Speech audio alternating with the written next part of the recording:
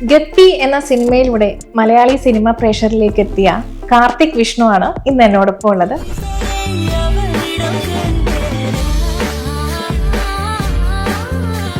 ഗപ്പിയുടെ കഥ പറയുമ്പോൾ ഞാൻ ഇത് എനിക്ക് പറ്റില്ലെന്ന് പറഞ്ഞിട്ട് പോവാം എന്ന് വിചാരിച്ചത്. കലിയിലൊരു ചെറിയ പോർഷനിൽ അഭിനയിച്ചൊരു ആക്ടർ എന്നുള്ള രീതിയിൽ അത് കേട്ടപ്പോഴേക്കും ഇത് എന്നെ കൊണ്ട് പറ്റുന്ന പരിപാടിയല്ല, അവാർഡിന് പരിഗണിക്കാവുന്ന ഒരു ക്വാളിറ്റിയും കൂടി സെയിം ടൈം കൊമേഴ്സ്യലും ആണ്.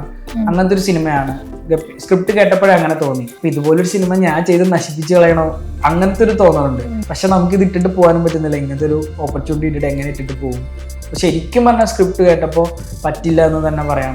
കപ്പ് എന്ന് പറയുന്ന ഒരു സിനിമയ്ക്ക് വേണ്ടിയിട്ട് കാർത്തിക്കിന്റെ പേര് മാറ്റിയത് ഒരു ചർച്ചയായിരുന്നു. അതുപോലെ ഇൻസ്റ്റയിൽ എന്തോ കുറച്ച് പോസ്റ്റും ഇതുപോലെ കുറിച്ചിട്ടുണ്ടായിരുന്നു. പേര് മാറ്റിയത് ഇപ്പൊ ചർച്ചയായെന്ന് പറഞ്ഞില്ലേ, അങ്ങനെ ചർച്ചയായിട്ടില്ല. ചർച്ച ആയെങ്കിൽ ഒരു രസം ഉണ്ടായിരുന്നു. അറ്റ്ലീസ്റ്റ് അതെങ്കിലും ആയല്ലോ എന്ന് വിചാരിക്കാം. ഇതിപ്പോ ഒന്നും സംഭവിച്ചിട്ടില്ല. അണലി എന്ന് പറയുന്ന ഒരു വെബ് സീരീസ് ഇപ്പൊ നമ്മളിങ്ങനെ ചെറിയൊരു ഇതിൽ കേട്ടിരുന്നു, കൂടത്തായി കേസുമായിട്ട് ബന്ധപ്പെട്ട, ജോലി പരമായി ബന്ധപ്പെട്ട എന്തോ ഒരു സംഭവമാണെന്ന്.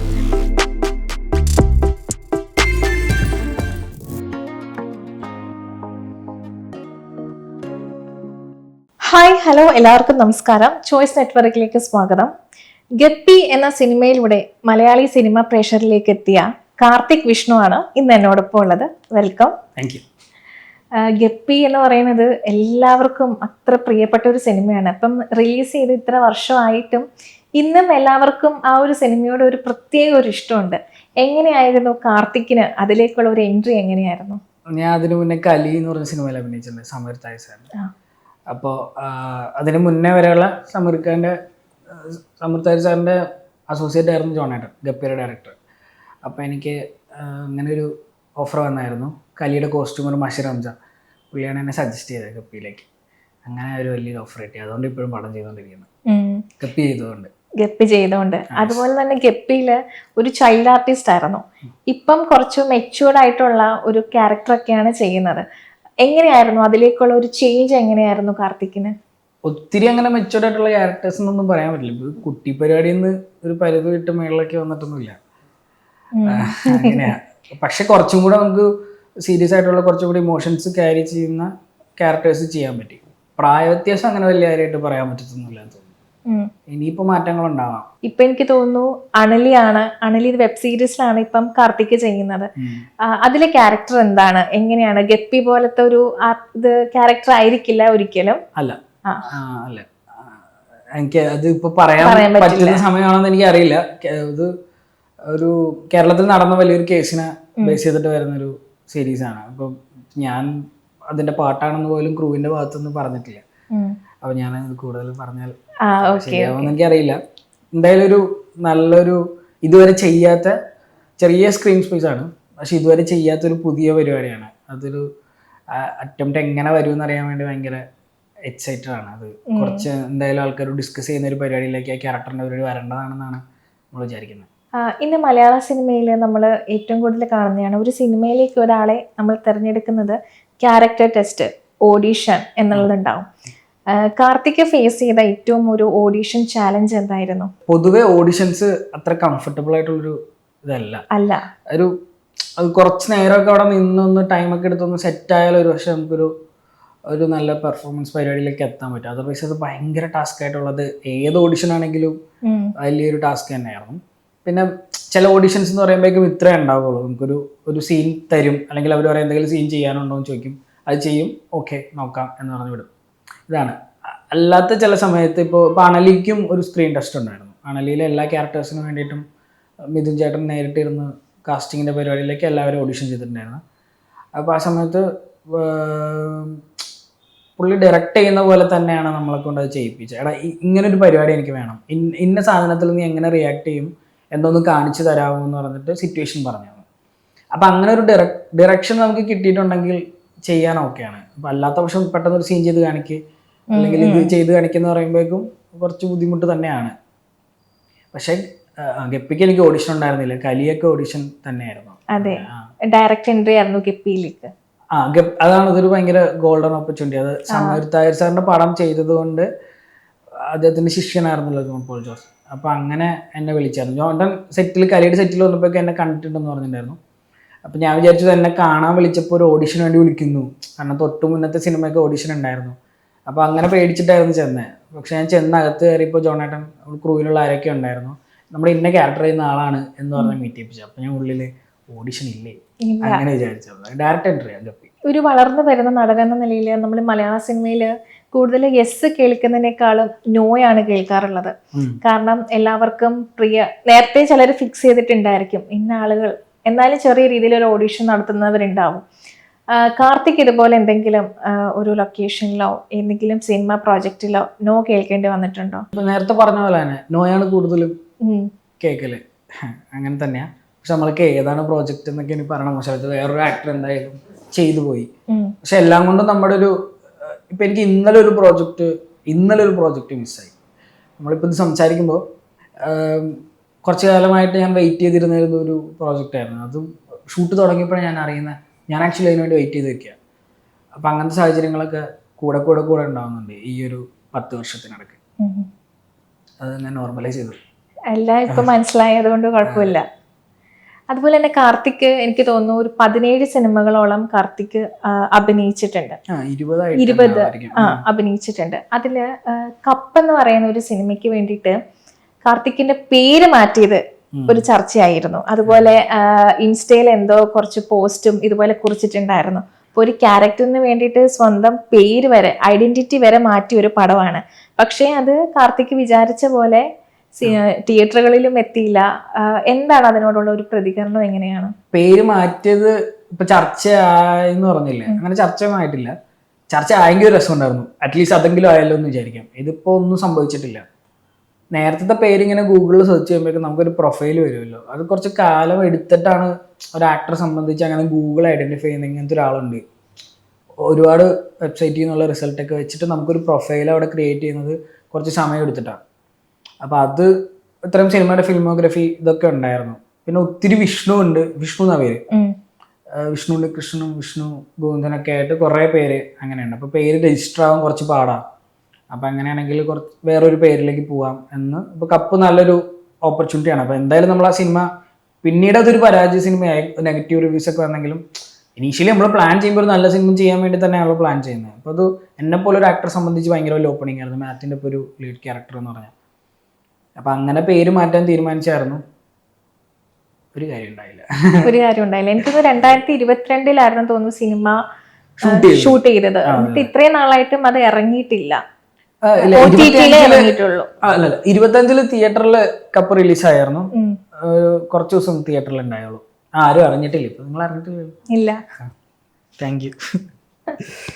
അത് കഴിഞ്ഞിട്ട് പിന്നെ ഒരു വർഷം എടുത്തിട്ടാണ് ഇപ്പൊ OTT പടം ഇറങ്ങിയത്. സിനിമ ഇല്ലാത്തപ്പം എന്താണ് കാർത്തിക് വിഷ്ണു? ഞാനൊരു ഡിജിറ്റൽ മാർക്കറ്ററാണ്. അങ്ങനെ ഞാനൊരു കമ്പനി റൺ ചെയ്യുന്നുണ്ട്, ഷീപിറ്റ്സ് ബൈ കാർത്തിക് എന്ന പേര്. അപ്പൊ അങ്ങനെ കുറച്ച് ഈ അഭിനയമോഹം എന്ന് തൊട്ട് തുടങ്ങിയതാണ്? അഭിനയം എന്ന സിനിമയിലേക്ക് വരാനൊക്കെ ഉള്ള ഒരു ആഗ്രഹം ഉണ്ടായിരുന്നോ പണ്ടേ? ഞാനൊരു +1 +2 ഒക്കെ പഠിക്കുമ്പോഴാണ് സിനിമ തന്നെ മതി എന്നുള്ളൊരു വരയിലേക്ക് എത്തി. പക്ഷെ അഭിനയിക്കണം എന്നും ഉണ്ടായിരുന്നില്ല, എഴുത്തും ഡയറക്ഷനൊക്കെ ആയിരുന്നു. പിന്നെ നമുക്ക് കുറെ കാലം ഇങ്ങനെ ഒരു AD ആയിട്ട് കയറാനുള്ള ശ്രമങ്ങളൊക്കെ നടത്തി. നമുക്കൊരു കോണ്ടാക്ട്സ് ഇല്ലാത്തതുകൊണ്ട് അതിലേക്ക് എത്താൻ പറ്റുന്നില്ല. കുറച്ചും കൂടി എളുപ്പം അഭിനയിക്കുന്നതെന്ന് തോന്നുന്നു. കാരണം അറ്റ്ലീസ്റ്റ് ഓഡിഷൻ എന്ന് പറഞ്ഞൊരു പ്രോസസ്സ് ഉണ്ടല്ലോ. അപ്പോൾ അങ്ങനെ ഓഡിഷൻസ് അറ്റൻഡ് ചെയ്ത് സിനിമയിൽ അഭിനയിച്ച് തുടങ്ങിയതാണ്. പക്ഷെ ഇപ്പോൾ ഇതെനിക്ക് അഭിനയം ഭയങ്കര, ഞാൻ സീരിയസ് ആയിട്ട് കാണുന്നൊരു എൻ്റെ ഒരു പാർട്ട് തന്നെയാണ് ആക്ടിങ് എന്നുള്ളത്. ഈ മലയാളം സിനിമയിലെ ഓഡീഷനുകളിൽ നമ്മൾ ചില ഓഡീഷനെ താഴെ കണ്ടിട്ടുണ്ട്, ഫെയർ സ്കിന്നഡ് എന്ന് പറഞ്ഞിട്ടുള്ള ഒരു സംഭവം. കാരണം കുറച്ച് വെളുത്ത് നന്നായിട്ടുള്ളവർ മാത്രം ഓഡീഷന് പങ്കെടുത്താൽ മതി എന്ന് സ്പെഷ്യലായിട്ട് അവർ മെൻഷൻ ചെയ്തിട്ടുണ്ടാവും. അതിനോട് എന്താണ് കാർത്തിക്കിനൊരു അഭിപ്രായം? കാരണം നമ്മൾ ആഗ്രഹിക്കുന്ന ഒരു നിലയിലെത്താൻ ഒരു സിനിമയിൽ നമ്മുടെ സ്കിൻ കളറുകൾ, ഒരു കളർ ഡിസ്ക്രിമിനേഷൻ എന്തായാലും ഉണ്ട്. അതിനോട് എന്താണ് കാർത്തിക്കിനൊരു പ്രതികരണം? എങ്ങനെയാണ്? കളർ ഡിസ്ക്രിമിനേഷൻ ഉണ്ട്, ഒരു യാഥാർത്ഥ്യം തന്നെ. ഞാൻ അതിൻ്റെ അകത്ത് ഇരയായിട്ടുള്ള കുറേ സിറ്റുവേഷൻസ് എൻ്റെ ലൈഫിലും ഉണ്ടായിട്ടുണ്ട്. പക്ഷെ അങ്ങനെ ഒരു കാസ്റ്റിംഗ് കോൾ അങ്ങനെ വിടുന്നതിൽ തെറ്റില്ല. ഇപ്പോൾ നാളെ ഞാനൊരു പടം ഡയറക്റ്റ് ചെയ്താലും എനിക്ക് വേണ്ട ഒരു ക്യാരക്ടർ ഫെയർ സ്കിൻ ആയിട്ടുള്ള ആളാണെങ്കിൽ അത് വേണമെന്ന് പറഞ്ഞിട്ടുള്ള കാസ്റ്റിംഗ് കോളല്ലേ നമുക്ക് വിടാൻ പറ്റത്തുള്ളൂ. അതിനെ ഞാൻ അങ്ങനെ കാണുന്നുള്ളൂ. അതെനിക്ക് അത്ര വലിയ പ്രശ്നമായിട്ട് തോന്നുന്നില്ല. ക്യാരക്ടർ എന്താണ് ഡിമാൻഡ് ചെയ്യുന്ന അതിലേക്കല്ലേ വിളിക്കേണ്ടത്. അപ്പം നമുക്ക് ഒരാളുടെ ഒരു കഴിവിന് അവിടെ വിലയില്ലെന്നാണോ പറയണത്? കാരണം കളർ കൊണ്ട് അവനെ അല്ല, വിലയിരുത്തി നമുക്ക് കഴിവ് മാത്രം ഉണ്ടായിട്ട് കാര്യമില്ല. അത് ഒരാളുടെ ഫിസിക്കിന് ആ ക്യാരക്ടർ സ്യൂട്ട് ആവണല്ലോ. അപ്പൊ ഞാനൊരു കഥ എഴുതുന്ന സമയത്ത് ഈ ക്യാരക്ടറിന്റെ ഒരു ലുക്ക് ഇങ്ങനെ ആയിരിക്കും എന്നുള്ളൊരു ഐഡിയ എനിക്കുണ്ടായിരിക്കും. അയാൾ ഇങ്ങനെ ആയിരിക്കും കാണല്. ചില ക്യാരക്ടർ എനിക്കൊരു ഒരു എൻ്റെ സ്കിൻ ടോണുള്ള ഒരാൾ തന്നെ വേണമെന്ന് നിർബന്ധമുള്ളത് ഉണ്ടാവും, അല്ലാത്തത് നിർബന്ധമുള്ളതുണ്ടാവും. അപ്പൊ അതൊരു മേക്കറിന്റെ സ്വാതന്ത്ര്യമാണ്. അത് അയാളുടെ ഒരു എന്താ പറയാ, അങ്ങനത്തെ ഒരു ഡിസ്ക്രിമിനേഷൻ കാണിക്കുന്നതായിട്ടുള്ളൊരു കാര്യമായിട്ട് ഞാൻ കാണുന്നില്ല. പക്ഷെ അത് സിനിമക്കകത്തും ഉണ്ട്, സിനിമക്കകത്തും ഉണ്ട്. കാസ്റ്റിങ്ങിന്റെ കാര്യത്തിൽ ഇതേപോലെ അത് ഇപ്പൊ കാസ്റ്റിംഗ് കോൾ അങ്ങനെ ഒരു കാസ്റ്റിംഗ് കോൾ വരുന്നുണ്ടെങ്കിൽ അത് ഇതുകൊണ്ടിട്ടായിരിക്കും എന്ന് തോന്നിയിട്ടില്ല. കാർത്തിക്കിന് ഇതുപോലെ ഒരു കളർ ഡിസ്ക്രിമിനേഷൻ വന്നിട്ടുണ്ടോ? എനിക്ക് അടുത്ത ചോദ്യം. നീ പറ അതിനകത്ത്. കളർ ഡിസ്ക്രിമിനേഷൻ എന്ന് പറയാൻ പറ്റില്ല, ഡിസ്ക്രിമിനേഷൻ ഉണ്ടായിട്ടുണ്ട്. അത് എന്തിന്റെ ബേസിലാണെന്ന് അവർ ചെയ്തതെന്ന് നമുക്ക് അറിയില്ല. ഇപ്പൊ ഞാനത് പറഞ്ഞാൽ ഞാനൊരു കാർഡ് ഇറക്കുന്ന പോലെയൊക്കെ ആവും, അത് ഇന്ന കാരണം കൊണ്ടാണെന്നൊക്കെ പറഞ്ഞാൽ. പക്ഷെ എനിക്കുണ്ടായിട്ടുണ്ട്, എന്തോ ഒരു കാരണം കൊണ്ട് മാറ്റി നിർത്തപ്പെടുന്നു എന്നുള്ളൊരു സാധനം. അത് നമ്മുടെ എല്ലാത്തിനെയും ബാധിക്കുന്നുണ്ട്. നമുക്ക് കിട്ടുന്ന പേയ്മെന്റ്, അല്ലെങ്കിൽ നമ്മൾ സ്കിൻ ടോൺ വെച്ചൊരു പക്ഷേ ടൈപ്പ് കാസ്റ്റ് ആകുന്നുണ്ടാവാം, അതെ, ടൈപ്പ് കാസ്റ്റ് ആകുന്നുണ്ടാവും, അതിന്റെ പ്രശ്നങ്ങളുണ്ട്. പിന്നെ ഇപ്പൊ സൊസൈറ്റിയിൽ ഈ പറഞ്ഞതുപോലെ ഒരു ഡിസ്ക്രിമിനേഷൻ ഉണ്ടല്ലോ. ഈ സൊസൈറ്റിയിൽ നിന്നുള്ള ആൾക്കാരൊക്കെ തന്നെ ഒരു 10-200 പേര് ഒരുമിച്ച് വന്നിട്ടാണ് ഒരു സിനിമ ചെയ്യുന്നത്. അപ്പൊ പല സ്വഭാവമുള്ള ആൾക്കാരാണ്. അപ്പൊ അങ്ങനെ അതുകൊണ്ട് തന്നെ അവരുടെ സ്വഭാവ ദൂഷ്യം പല സമയത്തും റിഫ്ലക്ട് ചെയ്തിട്ടുണ്ട്, എനിക്കത് അനുഭവിക്കേണ്ടി വന്നിട്ടുണ്ട്. അങ്ങനെ അന്നൊന്നും നമുക്കൊന്നും റിപ്ലൈ ഒന്നും പറയാൻ നമുക്കൊരു അങ്ങനത്തെ ഒരു വോയിസ് ഇല്ലാത്ത സമയമാണ്. അല്ല ഇപ്പൊ ഉണ്ടെന്നല്ല ഞാൻ പറഞ്ഞത്, ഇപ്പൊ കുറച്ചും കൂടെ ഒക്കെ സംസാരിക്കുമായിരിക്കും. അങ്ങനെ നമുക്കൊന്നും നമ്മൾ സംസാരിക്കാത്ത സമയത്ത് നമുക്ക് അങ്ങനത്തെ ഇതൊക്കെ ഫേസ് ചെയ്യേണ്ടതും അത് ഒരുപാട് ബാധിക്കും. വേറെ ആർട്ടിസ്റ്റുകൾ ഇടപെട്ട് അത് സോൾവ് ചെയ്യാൻ നോക്കുന്ന സിറ്റുവേഷനൊക്കെ വലിയൊരു താരത്തിന്റെ സിനിമയിൽ അഭിനയിച്ചപ്പോഴൊക്കെ ഉണ്ടായിട്ടുണ്ട്. പിന്നെ ഞാൻ പഠിച്ച ഇതൊരു സ്ഥലത്തും പറഞ്ഞിട്ടില്ല, ഞാൻ പഠിച്ച കോളേജ് പഠിക്കുമ്പോൾ സിനിമ ചെയ്തുകൊണ്ടിരിക്കുകയായിരുന്നു. അപ്പോൾ സിനിമ ചെയ്യുന്നതിൻ്റെ പേരിൽ കുറച്ച് അറ്റൻഡൻസ് ഷോർട്ടേജ് കാര്യങ്ങളൊക്കെ വന്ന് അങ്ങനെ കോളേജുകാരുടെ ഭാഗത്തുനിന്ന് ഇതേപോലെ ഒരു പ്രശ്നം ഉണ്ടായിരുന്നു സിനിമ ചെയ്യുന്നതുകൊണ്ട്. പിന്നെ ഞാൻ ഹൈക്കോടതിയിൽ കേസ് എടുത്ത് അങ്ങനെയൊക്കെ ചെയ്തിട്ടാണ് പിന്നെയും പഠിക്കാൻ കയറിയത്. അപ്പോൾ ഈ പറഞ്ഞ പ്രശ്നങ്ങൾ അത് സിനിമയ്ക്ക് വേണ്ടി തന്നെ ചെയ്താണ് അങ്ങനെ ആ ഒരു ഇതിലേക്ക് എത്തിയത്. അപ്പം അങ്ങനത്തെ പ്രശ്നങ്ങളൊക്കെ നമ്മൾ ഫേസ് ചെയ്തിട്ട് തന്നെയാണ് പോയിക്കൊണ്ടിരിക്കുന്നത്. ആരോടും പരാതിയൊന്നുമില്ല. ഇല്ല. ഇനി നമുക്ക് ഗപ്പിയിലേക്ക് വരാം. ഗപ്പിയിലെ ആ ഒരു ലൊക്കേഷൻ അനുഭവങ്ങളും ടോബിനുമായിട്ടുള്ള ഒരു എങ്ങനെ ഉണ്ടായിരുന്നു അവിടുത്തെ ഒരു കണക്ഷനും കാര്യങ്ങളും എല്ലാം ചോദിച്ചാൽ ഇപ്പം കണ്ടാലും നമ്മുടെ ഒപ്പം ഗപ്പിയിലുണ്ടായിരുന്ന പയ്യൻ എന്നുള്ളൊരു പരിഗണന തരുന്നൊരു നടനാണ്. അത്ര അടിപൊളിയായിരുന്നു. ചേട്ടൻ്റെ ആദ്യകാലങ്ങളിലെ സിനിമകളിലൊന്നാണല്ലോ ഗപ്പി. അപ്പോൾ എന്താ അത് എന്തോ ഗപ്പി ഇപ്പം നിങ്ങൾ ഇൻട്രോയിൽ പറഞ്ഞതുപോലെ തന്നെ എന്തോ സ്പെഷ്യൽ പടം എന്നുള്ളൊരു പരിഗണന ആൾക്കാർ വെക്കുന്നുണ്ട്. ആ സിനിമയുടെ ഒരു വിധി അങ്ങനെ ആയതുകൊണ്ടും സിനിമയുടെ ക്വാളിറ്റി എല്ലാം ഡിപ്പെൻഡ് ചെയ്തിട്ടായിരിക്കും അതിലെ പാട്ടുകളും ഒക്കെ. അപ്പം അങ്ങനത്തെ ഒരു സ്നേഹം ഇപ്പോഴും ഉണ്ട് അതിൻ്റെ ക്രൂവിൻ്റെ ഭാഗത്തുനിന്ന്. ഇപ്പം ചേതന ആയാലും ഞങ്ങൾ കൂടെ അഭിനയിച്ച എല്ലാവരും ആയാലും ജോണേട്ടനായാലും. ഗപ്പിയുടെ ഒരു കഥ കേട്ടപ്പം കാർത്തിക്കിനെ തോന്നിയിരുന്നു ഇത് എനിക്ക് പറ്റിയ ഒരു ക്യാരക്ടർ ആയിരിക്കും. ഗപ്പിയുടെ കഥ കേട്ടപ്പോൾ ഞാൻ ഇത് എനിക്ക് പറ്റില്ലെന്ന് പറഞ്ഞിട്ട് പോവാം എന്ന് വിചാരിച്ചത്. ഞാൻ അതിനോട് കലിയ ചെയ്തിട്ടുള്ളൂ. അപ്പോൾ അതിനുശേഷം നമ്മൾ പെട്ടെന്നൊരു സിനിമയിലേക്ക് വിളിച്ചിട്ട് ഒരു ത്രൂ ഔട്ട് ക്യാരക്ടറാണ്. ഇപ്പോൾ നിങ്ങൾ സിനിമ കാണുന്നത് മാത്രമല്ല, ഇപ്പോൾ എന്തായാലും എഡിറ്റിംഗ് ടേബിളിൽ കുറേ മിസ്സാവുമല്ലോ. ഗപ്പിയിൽ കുറച്ചും കൂടെ പോർഷൻസ് ഒക്കെ ഉണ്ടായിരുന്നു. ഒന്നാമത്തെ എൻ്റെ ഒരു ട്രാക്ക് മാത്രം ഒരു കോമഡി അങ്ങനെയാണ്. സിനിമ ഒരു സീരിയസ് പരിപാടി, എൻ്റെ ക്യാരക്ടർ ഒരു കോമഡി ട്രാക്കിൽ അത് കുറച്ചൊരു മീറ്റർ മാറി കിടക്കുന്ന അങ്ങനെയായിരുന്നു. അപ്പോൾ ഇത് കേട്ടപ്പോൾ ശരിക്കും പറഞ്ഞാൽ ഒരു സിനിമ മാത്രം കലിയിലൊരു ചെറിയ പോർഷനിൽ അഭിനയിച്ചൊരു ആക്ടർ എന്നുള്ള രീതിയിൽ അത് കേട്ടപ്പോഴേക്കും ഓക്കെ ഇത് എന്നെ കൊണ്ട് പറ്റുന്ന പരിപാടിയല്ല. പിന്നെ ആ സമയത്ത് ഫിലിം ഫെസ്റ്റിവലുകൾക്കൊക്കെ പോകുമായിരുന്നു, സിനിമ സീരിയസ് ആയിട്ട് തന്നെ കാണുന്നത്. അപ്പോൾ അങ്ങനത്തെ ഒരു സിനിമയുടെ ഒരു സ്വഭാവം കൂടി ഗപ്പിക്ക് ഒരു ക്വാളിറ്റി എന്താ പറയുക, ഒരു ഇപ്പൊ പടത്തിന് 5 സ്റ്റേറ്റ് അവാർഡ് ഉണ്ടായിരുന്നു. അപ്പൊ അങ്ങനത്തെ ഒരു അവാർഡിന് പരിഗണിക്കാവുന്ന ഒരു ക്വാളിറ്റിയും കൂടി സെയിം ടൈം കമേഴ്ഷ്യലും ആണ്. അങ്ങനത്തെ ഒരു സിനിമയാണ് ഗപ്പി. സ്ക്രിപ്റ്റ് കേട്ടപ്പോഴേ അങ്ങനെ തോന്നി, അപ്പൊ ഇതുപോലൊരു സിനിമ ഞാൻ ചെയ്ത് നശിപ്പിച്ച് കളയണോ അങ്ങനത്തെ ഒരു തോന്നലുണ്ട്. പക്ഷെ നമുക്ക് ഇത് ഇട്ടിട്ട് പോകാനും പറ്റുന്നില്ല. ഇങ്ങനത്തെ ഒരു ഓപ്പർച്യൂണിറ്റി ഇട്ടിട്ട് എങ്ങനെ ഇട്ടിട്ട് പോകും? അപ്പൊ ശരിക്കും പറഞ്ഞാൽ സ്ക്രിപ്റ്റ് കേട്ടപ്പോൾ പറ്റില്ല എന്ന് തന്നെ പറയാം എന്ന് ചോദിച്ചു. പിന്നെ നമുക്കൊരു 10 ദിവസം ഒരു ആക്ടിങ് ക്യാമ്പും ഒക്കെ പിന്നീട് തന്ന് നമ്മൾ അതിലേക്ക് സെറ്റ് ചെയ്ത് ആ ലൊക്കേഷനിൽ കൊണ്ടുപോയി ഒരു നാട് മൊത്തം സിനിമക്ക് വേണ്ടിയിട്ട് കളർ ചെയ്തതാണ്, പെയിന്റ് അടിച്ചതാണ് ആ സ്ട്രീറ്റ് മുഴുവൻ. അപ്പം അതൊക്കെ കൊണ്ടുപോയി കാണിച്ച് നമ്മൾ ആ നാട്ടിലൊരാളെന്നുള്ള രീതിയിലേക്ക് അവര് നമ്മളെ സെറ്റ് ചെയ്ത് നമ്മുടെ ആ സമയത്ത് ഒരു മനസ്സും കരിയറൊക്കെ അതിന് വേണ്ടിയിട്ട് സെറ്റ് ചെയ്ത് തന്നു. അങ്ങനെ ചെയ്യാൻ പറ്റിയത്. ഇതുപോലെ തന്നെ ഈ കപ്പിലേക്ക് വരികയാണെങ്കിൽ തന്നെ, അല്ലെങ്കിൽ വേറൊരു പടം ആയിക്കോട്ടെ, നമ്മൾ അഭിനയിച്ചു കഴിഞ്ഞിട്ട് ഒരു ടൈം ഗ്യാപ്പ് വരാറുണ്ട്. കാരണം റിലീസിനാണെങ്കിലും അതിൻ്റെ പ്രൊഡ്യൂസറിൻ്റെ ഭാഗത്തു നിന്നാണെങ്കിലും സിനിമ പുറത്തേക്ക് ഇറങ്ങാനുള്ള ഒരു ടൈം ഗ്യാപ്പ് വരാറുണ്ട്. അതിനെ എങ്ങനെയാണ് കാർത്തിക് നേരിടുന്നത്? കാരണം നമ്മൾ ഇത്രയും കഷ്ടപ്പെട്ട് അഭിനയിച്ചിട്ട് ഇനി അതിനകത്ത് കാണുമോ ഇല്ലയോ എന്നുള്ളൊരു ആശങ്കകൾ നമുക്ക് ഉണ്ടാവും. എഡിറ്റിംഗ് ടേബിളിൽ കട്ട് ചെയ്ത് കളയുമോ എന്നൊക്കെ. അങ്ങനെ എന്തെങ്കിലും ഒരു അനുഭവം ഉണ്ടായിട്ടുണ്ടോ? ഉണ്ട്. ഒട്ടുമുക്ക ഒട്ടുമുക്ക പ്രൊജക്റ്റുകളും നമ്മൾ ഷൂട്ട് ചെയ്ത് ഒത്തിരി ടൈം കഴിഞ്ഞിട്ടാണ് ഇറങ്ങുന്നത്, ഞാൻ ചെയ്യുന്ന സിനിമകൾ. അപ്പം അത് ഒരുപാട് നമ്മുടെ ഒരു കരിയറിനെ അത് ബാധിക്കുന്നുണ്ട്. നമ്മുടെ പ്ലാനിങ് ഒന്നും കറക്റ്റായിട്ട് നടക്കുന്നില്ല. ഇപ്പം നേരത്തെ പറഞ്ഞ പോലെ തന്നെ ഇപ്പോൾ കപ്പ് 2022 ഇറങ്ങിയായിരുന്നെങ്കിൽ എനിക്ക് പിന്നീട് അതിനനുസരിച്ചുള്ള പ്ലാനിങ്ങുകൾ കരിയറിൻ്റെ കാര്യത്തിൽ ചെയ്യണം. പക്ഷെ ഇറങ്ങിയില്ല. അത് കഴിഞ്ഞിട്ട് ചാട്ടുളി എന്ന് പറഞ്ഞിട്ട് ഷൈൻ ടോം ചാക്കോൻ്റെ ഒപ്പം ഒരു പടം ചെയ്തു, ഷൈൻ ചേട്ടൻ്റെ ഒപ്പം ഒരു പടം ചെയ്തു. അതും പിന്നീട് 1-2 വർഷം കഴിഞ്ഞിട്ടാണ് അറിയാൻ. ഇപ്പം അണലി ഷൂട്ട് ചെയ്തിട്ട് തന്നെ 2 വർഷമായി. അതെ. അതെന്ത് സംഭവം എന്ന് വെച്ചാൽ ഇത് ഇറങ്ങും. ഇപ്പൊ കപ്പിന്റെ കുറെ റീൽസ് വന്നു, അപ്പോഴേക്കും എന്റെ ലുക്ക് മാറി, കുറച്ചും കൂടെ നമുക്ക് പ്രായം തോന്നി തുടങ്ങുന്നു. അപ്പൊ ഇപ്പൊ ഒരു ഡയറക്ടർ നമ്മുടെ ഒരു ക്ലിപ്പ് കാണുവാണെന്നുണ്ടെങ്കിൽ ഓക്കെ ഇവനെ നമ്മുടെ ഒരു പരിപാടിയിലേക്ക് പറ്റും എന്ന് കരുതിയിട്ട് എൻക്വയറി വന്നിട്ടുണ്ടെങ്കിൽ അപ്പോഴത്തേനും നമ്മുടെ ഒരു അപ്പിയറൻസ് ഒക്കെ മാറിയിട്ടുണ്ടാവും. പിന്നെ അത് ടോട്ടൽ ഒരു പ്രൊജക്ട്, ഒരു പ്രൊഡ്യൂസറിന്റെ ഡിസിഷനാണ്. അയാളുടെ പ്രൊജക്ട്, അയാളാണ് പൈസ മുടക്കിയ, പുള്ളിയുടെ പ്രോഡക്റ്റ് ആയതുകൊണ്ട് എപ്പോൾ ഇറക്കണം എന്നുള്ളത് ആളുടെ ഡിസിഷനാണ്. പക്ഷെ ഒത്തിരി ആർട്ടിസ്റ്റുകളുടെ ഒരു വർക്ക്, ഒരു ടോട്ടൽ വർക്കാണല്ലോ ഒരു സിനിമ. അപ്പം എല്ലാവരുടെയും കരിയറിനെ അത് അഫക്റ്റ് ചെയ്യും. അതൊരു വലിയൊരു പ്രശ്നമാണ്. എനിക്ക് സത്യം പറഞ്ഞ ആഗ്രഹം പെട്ടെന്ന് ഷൂട്ട് ചെയ്ത് പെട്ടെന്ന് ഇറങ്ങുന്ന പടങ്ങളുടെ പാർട്ടാകാൻ പറ്റിയിരുന്നെങ്കിൽ എന്നാണ്. ഇപ്പോഴത്തെ മലയാള സിനിമയിൽ കാർത്തിക്കിന് ഏറ്റവും കൂടുതൽ ഒരാളുടെ ക്യാരക്ടർ കിട്ടിയാൽ, അല്ലെങ്കിൽ ഈ ഒരു റൈറ്ററിൻ്റെ ക്യാരക്ടർ കിട്ടിയാൽ ഒരുപാട് സന്തോഷമായിരിക്കും തോന്നിയ ഒരു സംവിധായകൻ ആരായിരിക്കും? ഒത്തിരി ഉണ്ടല്ലോ, നമുക്ക് ഒരാളുടെ പേരൊന്നും പറയാൻ പറ്റില്ല. കുറെ എത്ര ശ്യാമുഷ്കരൻ, ദിലീഷ് പോത്തൻ. ദിലീഷന്റെ പടത്തിൽ അഭിനയിക്കാൻ എനിക്ക് ഭയങ്കര ആഗ്രഹമാണ്.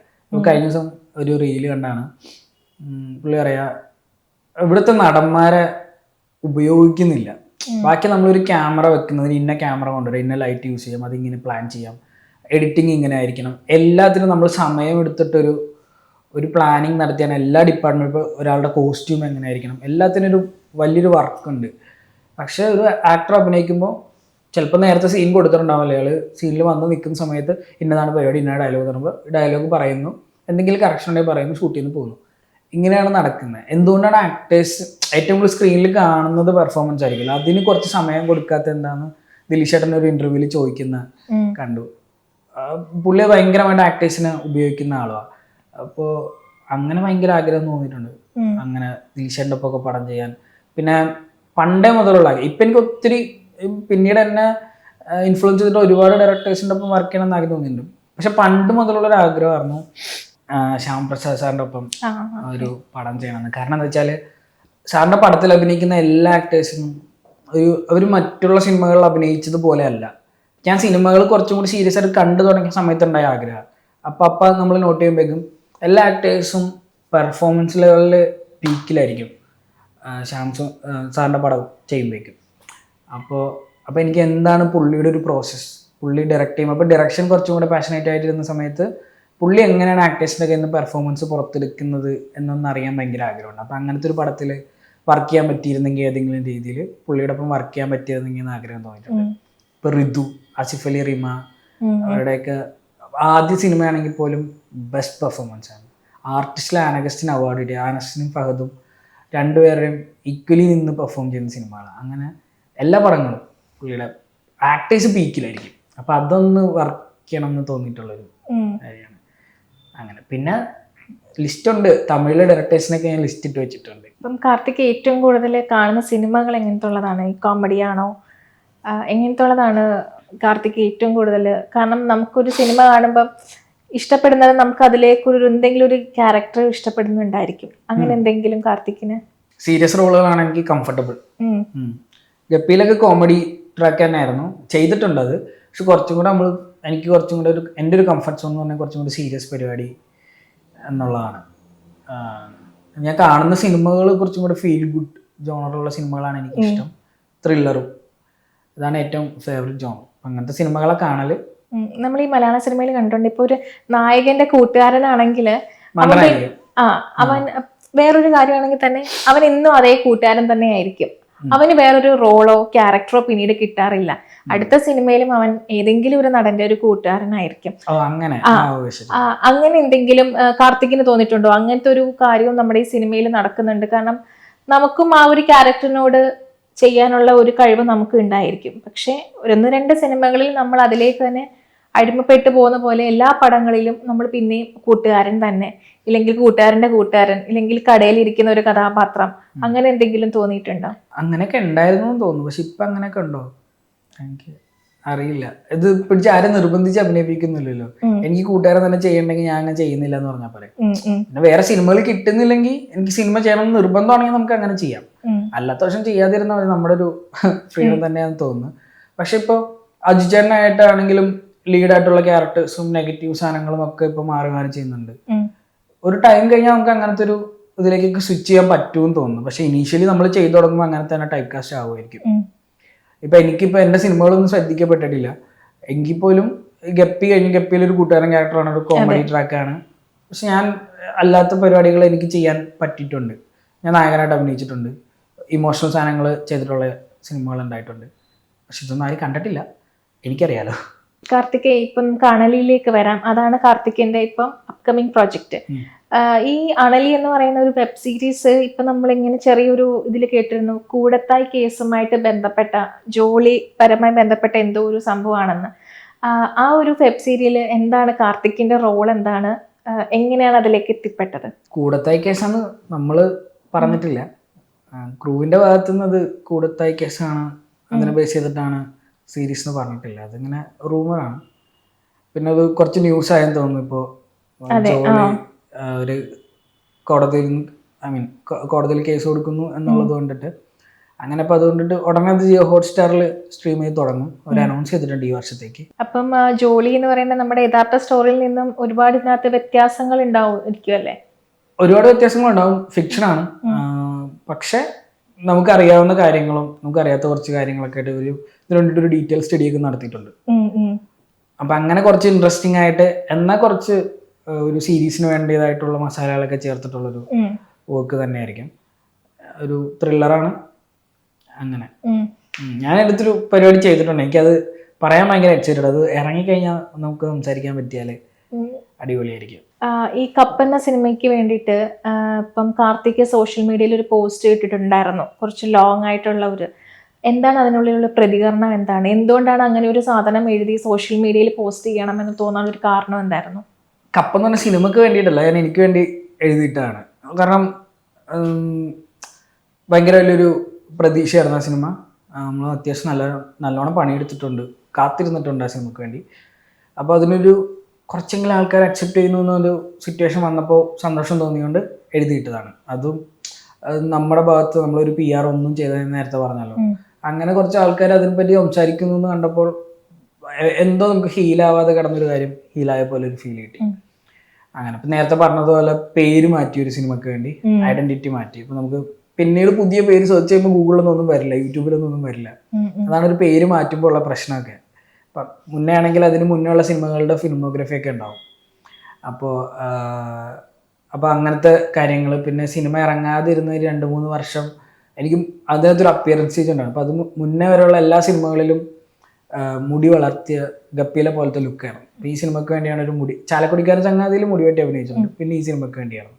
അപ്പോൾ സിനിമ ഇറങ്ങുന്നത് വരെ ഈ മുടി വെട്ടിയൊരു ഫോട്ടോ പോലും പുറത്തു വിടരുതെന്നൊക്കെ ഉണ്ടായിരുന്നു. 2-3 വർഷം ഇൻസ്റ്റഗ്രാമിലൊക്കെ മുടി വളർത്തി മാത്രം ജീവിച്ച് ഫോട്ടോയൊക്കെ പോസ്റ്റ് ചെയ്യാനായിട്ട്.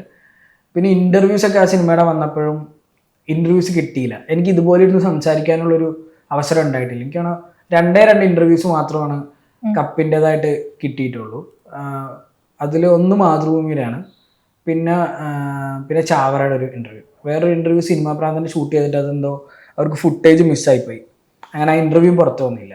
ആക്ച്വലി നമ്മൾ ഫുൾ ഡേ ഇൻ്റർവ്യൂ ഷൂട്ട് ചെയ്യുന്ന സമയത്ത് ആ ലൊക്കേഷനിലുണ്ട്. പക്ഷേ യൂട്യൂബ് ചാനലുകാർക്ക് നമ്മുടെ ഒരു ഇൻ്റർവ്യൂവിൻ്റെ ആവശ്യമില്ല. അവർക്ക് ഓക്കെ കുറച്ചും കൂടെ ആർട്ടിസ്റ്റുകളുണ്ടെങ്കിൽ അവരിരുത്തുന്നതല്ലേ നല്ലത്. ഒരു പടത്തിൽ നമ്മളൊരു ലീഡ് ക്യാരക്ടർ ചെയ്തിട്ട് നമുക്കൊരു ഇൻ്റർവ്യൂ, നമുക്ക് അതിനെപ്പറ്റി സംസാരിക്കാൻ പറ്റുന്നില്ല. എങ്ങനെയാണ് ഒരു ആക്ടർ വളരുക? അറ്റ്ലീസ്റ്റ് നമുക്ക് ആ സിനിമ വർക്ക് ആവണം, ആ സിനിമ ഒരു ഡിസ്കഷനിലേക്ക് വരണം, അല്ലെങ്കിൽ ഈ സിനിമ ഒരു സമയത്ത് OTT ഇറങ്ങണം, അല്ലെങ്കിൽ വേണ്ട ഈ സിനിമയായിട്ട് ബന്ധപ്പെട്ടുള്ള കാര്യങ്ങൾ നമുക്കൊരു ഇൻ്റർവ്യൂവിൽ സംസാരിക്കാൻ പറ്റണം. ഇത് നമുക്ക് പണിയെടുത്താൽ ഒന്നും ചെയ്യാൻ പറ്റിയിട്ടില്ല. അപ്പം അങ്ങനെ ഒത്തിരി ഒത്തിരി വിഷമങ്ങൾ ആ സിനിമയുടെ പേരിൽ ഉണ്ടായിട്ടുണ്ട്. പിന്നെ ഈ സിനിമ വർക്കാവാ തിയേറ്ററിൽ ഇറങ്ങാതെ ഒരു വലിയ പീരീഡ് പെട്ടിയിരുന്ന സമയത്ത് ബിസിനസ് ആവശ്യങ്ങൾക്ക് വേണ്ടിയിട്ട് പ്രിവ്യൂ ഷോസ് ഒക്കെ നടത്തുന്നുണ്ട്. അപ്പോൾ ഒത്തിരി നമ്മൾ ഭയങ്കര ആരാധിക്കുന്ന വലിയ വലിയ മനുഷ്യരൊക്കെ സിനിമ കണ്ടിട്ട് ഓക്കെ ഇവൻ്റെ പെർഫോമൻസ് കൊള്ളാം, ഇവൻ കൊള്ളാം എന്നുള്ളൊരു അഭിപ്രായം ത്രൂ ഔട്ട് കേട്ടുകൊണ്ടിരുന്നു. അപ്പം ഇത് വല്ലാത്തൊരു ഹോപ്പായിരുന്നു. ഈ സിനിമ ഇറങ്ങിക്കഴിഞ്ഞാൽ കരിയർ സെറ്റ് എന്നൊക്കെ വിചാരിച്ച് എല്ലാവരും പറയുമായിരുന്നു. പക്ഷെ ഇതിൻ്റെ ഒരു എന്താ പറയുക, കറക്റ്റ് സമയത്ത് സിനിമ ഇറങ്ങുന്നില്ല, എല്ലാ ഡിപ്പാർട്ട്മെൻറ്റും ഒരേപോലെ വർക്ക് ആവുന്നില്ല എന്നുള്ളൊരു സിറ്റുവേഷൻ വന്നതുകൊണ്ട് അങ്ങനെയൊക്കെ ആയിപ്പോയത്. ഞാൻ പണിയെടുത്തിട്ടുള്ളത് കൊണ്ട് എനിക്ക് എഴുതിയിടാമല്ലോ, ഞാൻ ഇങ്ങനെയാണ് കാര്യങ്ങൾ എന്നൊക്കെ പറഞ്ഞിട്ട് ജസ്റ്റ് ഒന്ന് എഴുതിയിട്ടെന്ന് മാത്രമേ ഉള്ളൂ. സിനിമയ്ക്ക് വേണ്ടിയല്ല, എനിക്ക് വേണ്ടി എഴുതിയതാണ്. ആ പോസ്റ്റിന് ശേഷമുള്ള പ്രതികരണങ്ങൾ എങ്ങനെയുണ്ടായിരുന്നു സോഷ്യൽ മീഡിയയിൽ? പിന്നീട് പടം കണ്ടിട്ട് ആൾക്കാർ മെസ്സേജ്, പിന്നെ എനിക്ക് വേണ്ടിയിട്ട് കുറച്ച് പേര് ആ സിനിമ കണ്ടു, എൻ്റെ സർക്കിളിലുള്ള ആൾക്കാർ എനിക്ക് വേണ്ടിയിട്ട് കണ്ടു. കാരണം സിനിമയ്ക്ക് ഒരു നെഗറ്റീവ് അഭിപ്രായം ആയതുകൊണ്ട് തന്നെ ഒത്തിരി ആൾക്കാർ ചിലപ്പോൾ സിനിമ കാണണമെന്നില്ല. ആമസോണിലൊക്കെ പടം ട്രെൻഡിങ്ങിലുണ്ടായിരുന്നു 1 വീക്ക്. പക്ഷെ കുറച്ച് പേര് എനിക്ക് വേണ്ടി സിനിമ കണ്ടു. അങ്ങനെ കുറച്ച് പേരൊക്കെ മെസ്സേജ് അയച്ചു. പിന്നെ കുറേ ആൾക്കാർ എന്താണ് നിന്റെ കരിയർ ഇങ്ങനെ ആയി പോയത്, സിനിമ ചെയ്തുകൊണ്ടിരുന്നാണല്ലോ. എൻ്റെ ഫ്രണ്ട്സിൻ്റെ ഇടയിൽ അങ്ങനെ ചോദിക്കുമായിരുന്നു, എന്തിനാണ് പേര് മാറ്റിയത്. ഇതെല്ലാവർക്കും അറിയാം. അപ്പോൾ സ്കൂളിൽ പഠിച്ചപ്പോൾ മുതലുള്ള കൂട്ടുകാരൊക്കെ ഇങ്ങനെ ചോദിക്കും, ഇവനെന്ത് കാർത്തിക്കോ അതാരി. അപ്പൊ അങ്ങനെ അത് ഒത്തിരി ഇതായിരുന്നു. അപ്പൊ ഞാനൊരു പോസ്റ്റ് എഴുതിയിട്ടല്ല, ഞാൻ ഈ സിനിമക്ക് വേണ്ടിയാണ് എൻ്റെ പേര് മാറ്റിയത്, ഇന്ന കാരണം കൊണ്ടാണ് ഞാൻ വെയിറ്റ് ചെയ്തത്. പക്ഷെ കപ്പിൻ്റെ ഒരു വെയിറ്റിംഗ് പീരീഡിൽ വന്ന പ്രൊജക്ട്സ് ഒന്നും ചെയ്തിട്ടില്ല. അത് കരിയറിനെ ബാധിച്ചിട്ടുണ്ട്. കാരണം മാത്യുവിൻ്റെ ഒപ്പം ലീഡായിട്ട് പ്രസന്റ് ചെയ്യുന്നു. അപ്പൊ നമ്മൾ ചെറിയ പരിപാടി ഒന്നും ഇനി ചെയ്യണ്ട എന്നൊക്കെ പറഞ്ഞു. പിന്നെ ആ സമയത്ത് തന്നെയാണ് നായകനായിട്ട് വേറെ ചെക്കൻ എന്നിട്ടുള്ളൊരു സിനിമയിൽ അഭിനയിച്ച് ചാട്ടുളിയിലും 1 ഓഫ് ദ ലീഡായിരുന്നു. അപ്പം അങ്ങനെ കുറച്ച് കണ്ടിന്യൂസ് പടങ്ങൾ വന്നു. അപ്പം അതിനനുസരിച്ചുള്ള കരിയർ പ്ലാനിങ് ആയിരുന്നു. കുറച്ച് ലീഡായിട്ടുള്ള പ്രോജക്ട്സ് വരെയും. അപ്പം അത് ഷൂട്ട് തുടങ്ങും, കപ്പ് ഇറങ്ങിയ ഉടനെ ഷൂട്ട് തുടങ്ങാമെന്നൊക്കെ പറഞ്ഞു വരും. പക്ഷെ കപ്പ് ഇറങ്ങിയില്ല. അങ്ങനെ ആ പ്രോജക്ട്സ് ഒക്കെ ഇപ്പോൾ വേറൊരു ആർട്ടിസ്റ്റിനെ വെച്ച് ഷൂട്ട് ചെയ്യും. അങ്ങനെ എൻ്റെ കയ്യിൽ നിന്നൊക്കെ പോയി അങ്ങനെ പോയി. കരിയറിനെ അത് ഒരുപാട് ബാധിച്ചിട്ടുണ്ട്. അക്കാരണങ്ങളെ കൊണ്ടൊക്കെ ഒരു പോസ്റ്റ് എഴുതിയിടാനുള്ള ഉണ്ടല്ലോ അല്ലേ, ഇത്രയും കേട്ടിട്ട് എന്ത് തോന്നുന്നു. അതെ, വേണമായിരുന്നു. കാരണം പ്രതീക്ഷയായിരുന്നല്ലോ കാർത്തികിന്റെ ഒരു. അങ്ങനെ പിന്നീടുള്ള സിനിമകളൊക്കെ അത് ബാധിച്ചിട്ടുണ്ട്. എനിക്ക് വന്നിട്ടുള്ള വെബ് സീരീസ് സിനിമകളൊന്നും ചെയ്തിട്ടില്ല. അതൊക്കെ ഭയങ്കര മണ്ടത്തരായി. അങ്ങനെ ഒരു നേരത്തെ ചോദിച്ച പോലെ കറക്റ്റ് സമയത്ത് ഒരു സിനിമ ഇറങ്ങിയില്ലെങ്കിൽ നമ്മളൊരു കരിയർ പ്ലാനിങ്ങിനനുസരിച്ച് നമുക്ക് ഒന്നും ചെയ്യാൻ പറ്റില്ല. എല്ലാ പ്ലാനിങ്ങും മാറിപ്പോകും. അങ്ങനെയൊക്കെ കരിയറിനെ ബാധിക്കാം. പക്ഷെ ഇങ്ങനെയൊക്കെ പഠിക്കുക, ഓക്കെ ഇനി ഇങ്ങനെ ചെയ്യില്ലേ എന്നുള്ള സാധനം അത് പഠിച്ചു. പക്ഷെ കപ്പിന് വേണ്ടിയിട്ട് ഒരുപാട് നല്ല കഥാപാത്രങ്ങളെയാണല്ലേ കാർത്തിക് മാറ്റി വെച്ചത്. ചെറിയ കഥാപാത്രങ്ങളായിരുന്നു. നല്ല കഥാപാത്രങ്ങൾ വന്നത് ഇതേപോലെ ലീഡായിട്ട് 2-3 പ്രൊജക്ട്സ് ഇഷ്ടപ്പെട്ടതൊക്കെ ചെയ്യാമെന്ന് പറഞ്ഞിരുന്നു.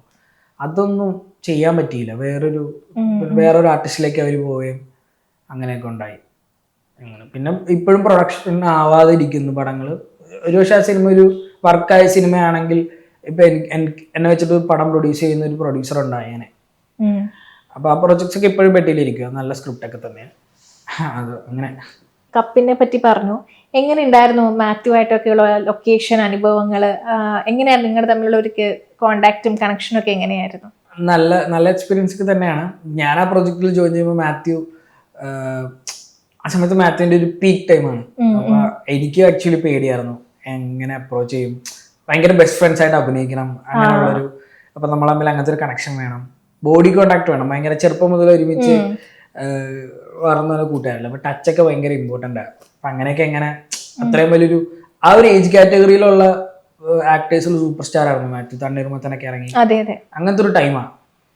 പക്ഷെ മാത്യു ഭയങ്കര എന്താ പറയുക, ഭയങ്കര ഒരു സ്പേസ് തന്നിട്ടാണ് അങ്ങനെയാണ് നമ്മളെ ട്രീറ്റ് ചെയ്തിട്ടുള്ളത്. അതുകൊണ്ടാണ് ഇപ്പൊ ആൾക്കാർ ഏറ്റവും കൂടുതൽ പറയുന്നത് ബ്രോ പടം വർക്കായില്ല, പക്ഷെ നിങ്ങൾ രണ്ടുപേരുടെയും ഫ്രണ്ട്ഷിപ്സ് ആണ് ഭയങ്കര. ഞാൻ ചാറ്റ് ചെയ്ത പിള്ളേരൊക്കെ പറഞ്ഞു അതുകൊണ്ടാണ് ഞാൻ അങ്ങനത്തെ ഒരു റീൽ ഉണ്ടാക്കിയിട്ട് എന്ന് പറയുന്നത്. അങ്ങനത്തെ ഒത്തിരി റീൽസ് ഇപ്പോ വന്നോണ്ടിരിക്കുന്നത് ഫ്രണ്ട്ഷിപ്പ്. അത് മാറ്റി എനിക്ക് തന്ന സ്പേസ് കൊണ്ടിട്ടാണ്. നല്ല നല്ല അനുഭവം തന്നെയായിരുന്നു. റിയ കേട്ടോ, റിയ ഷിബു, റിയയുടെ ആദ്യത്തെ സിനിമയായിരുന്നു. അപ്പൊ അങ്ങനെ എല്ലാവരുമായിട്ടും നല്ലൊരു സൗഹൃദം ഉണ്ടായിരുന്നു. പിന്നീട് സർവമായൊക്കെ കഴിഞ്ഞ് റിയ ഭയങ്കര വലിയ സ്റ്റാറായി. അപ്പോൾ അതാണ് ഇപ്പോൾ പടം ഇറങ്ങിയപ്പോൾ അത് കുറച്ചും കൂടി എനിക്ക് റീച്ച് കിട്ടാൻ കാര്യം ചിലപ്പോൾ ഇവരെല്ലാവരുടെയും കരിയർ മാറി. ഇപ്പൊ മാത്യു ആണെങ്കിലും പിന്നീട് ലിയോ ഒക്കെ ചെയ്ത് ബേസിലായിട്ടാണ് ഒരു സൂപ്പർ സ്റ്റാറായി. റിയ. അപ്പൊ സ്വാഭാവികമായിട്ട് കപ്പിന്റെ ഒരു വാല്യൂ കൂടിയിട്ടുണ്ട്.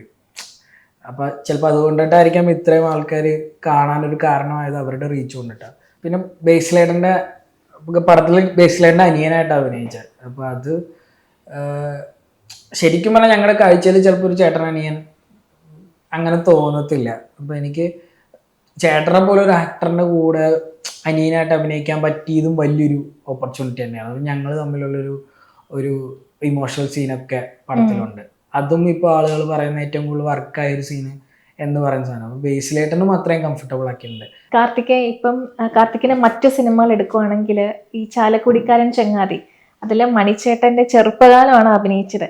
അപ്പം അത്രയും വലിയൊരു ആക്ടറിന്റെ ചെറുപ്പകാലം അഭിനയിച്ചു വരിക എങ്ങനെ ഉണ്ടായിരുന്നു? അതിലൊരു എക്സ്പീരിയൻസ് എങ്ങനെയായിരുന്നു? മറ്റു സിനിമകളിലേക്കുള്ള ഒരു കാസ്റ്റിംഗ് എങ്ങനെയായിരുന്നു? അയ്യോ, അത് ഭയങ്കര വലിയൊരു ഭാഗ്യമല്ലേ. അത് ഇപ്പോഴും ആൾക്കാർ ഓർക്കുന്നുണ്ട്.